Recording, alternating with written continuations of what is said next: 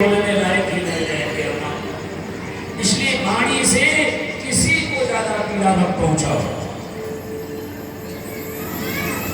अब तो विधिवत यज्ञ संपन्न हुआ। ब्रह्मा जी ने कहा, देखो हम तीनों एक हैं, हम त्रिदेव में ब्रह्मा विष्णु महेश में कोई भेद मत करना, क्योंकि हम तीनों में किसी एक का अपमान होता है तो हम तीनों अपना अपमान मान लेते हैं, उसका त्याग कर देते हैं। तो ब्रह्मा विष्णु महेश त्रिदेव एक है।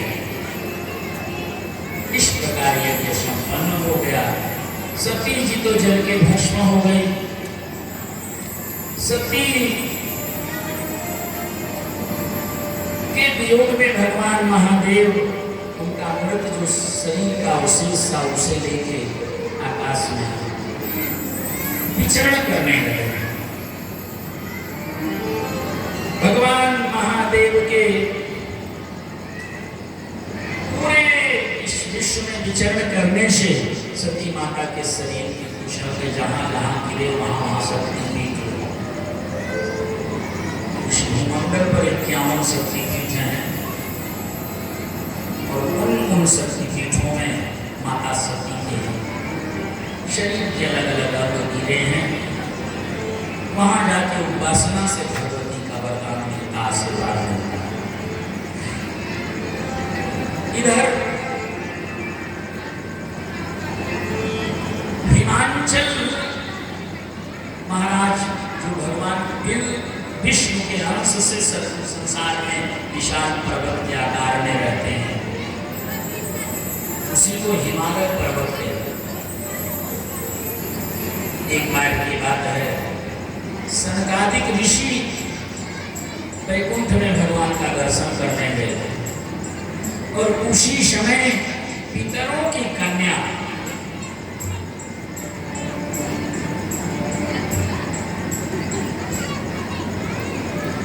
मैना जी,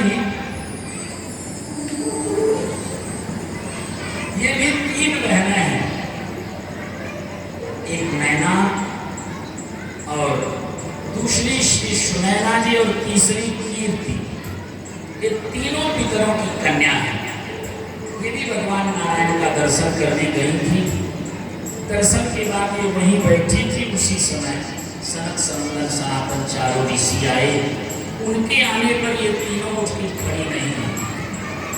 तो दर्शन के पश्चात सौनकादिक ऋषियों ने कहा कि हे देवियों, तुम कोई सामान्य देवी तो हो ना, पितरों की कन्या हो, देवलोक में निवास करती हो और एक मर्यादा है, ऋषि मुनियों के आने पर आपको खड़ा होना चाहिए।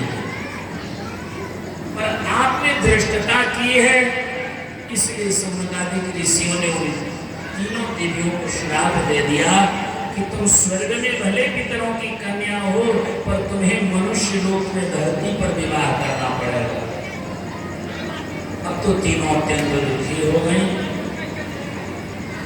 कि हम स्वर्ग की देवी होने के बाद भी हमें मृत्यु लोक में विवाह करना पड़ेगा। तो बाद में बड़ी क्षमा मांगी। सौनकादिक ऋषियों ने कहा, देवी चिंता मत करो, भगवान विष्णु के अंश से हिमालय की उत्पत्ति है और तुम हिमालय की पत्नी बनो।